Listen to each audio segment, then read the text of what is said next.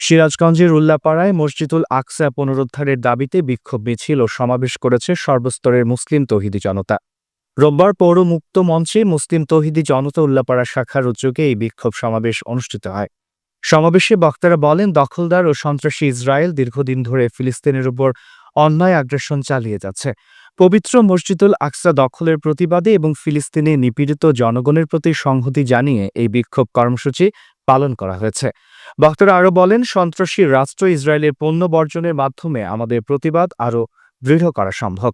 এজন্য দেশবাসীকে ইসরায়েলি পণ্য বয়কট করার আহ্বান জানাচ্ছি। সমাবেশ শেষে একটি বিক্ষোভ মিছিল পৌর মুক্ত মঞ্চ থেকে শুরু হয়ে শহরের প্রধান প্রধান সড়ক প্রদক্ষিণ করে উপজেলা পরিষদ চত্বরে গিয়ে শেষ হয়। বিক্ষোভে মুসলিম তৌহিদি জনতা উল্লাপাড়া শাখার সকল নেতাকর্মীরা উপস্থিত ছিলেন।